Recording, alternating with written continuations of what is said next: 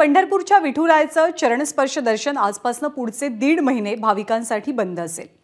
विठ्ठलाच्या मंदिराच्या गाभाऱ्याचं काम सुरू होणार आहे आणि म्हणूनच मंदिर प्रशासनाने हा निर्णय घेतलाय। या कालावधीमध्ये भक्तांना रोज सकाळी 5 म्हणजे पहाटे 5 वाजून 11 वाजेपर्यंत केवळ मुखदर्शन घेता येईल। यामुळे 15 मार्च पासून म्हणजे आजपासून विठुरायाचं चरणस्पर्श दर्शन पुढच्या किमान 1.5 महिन्यासाठी पूर्णतः बंद होत आहे। आढावा घेतला आमचे प्रतिनिधी सुनील दिवाण यांनी। 73 कोटीच्या विठ्ठल मंदिर विकास आराखड्याला आजपासून सुरुवात करण्यात आलेली आहे। आज गाभाऱ्यातल्या कामाला सुरुवात होणार आहे। विठ्ठल आणि रुक्मिणी या दोन्ही मंदिरातल्या गाभाऱ्यात हे काम सुरू होणार आहे।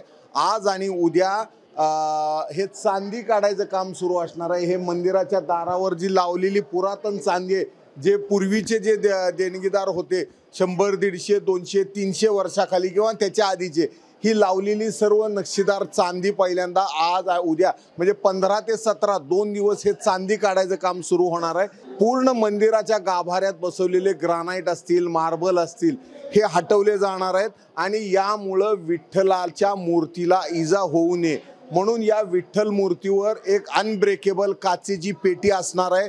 देवाचे रोजचे नित्योपचार सुरू असणार आहेत। मात्र भाविकांसाठी आज सकाळपासून विठ्ठलाचं पायावरचं दर्शन पूर्णपणे बंद करण्यात आलेलं आहे। या आजपासून जवळपास 1.5 महिना हे भाविकांना देवाचं दुरून दर्शन घ्यावं लागणार आहे।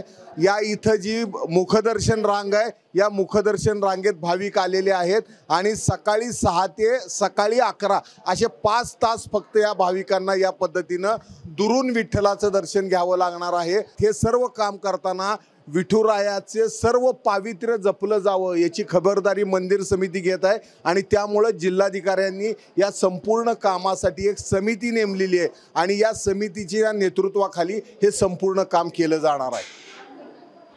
कॅमेरामन सचिन जाडेसह सुनील दिवाण, एबीपी माझा। एबीपी माझा, उघडा डोळे बघा नीट।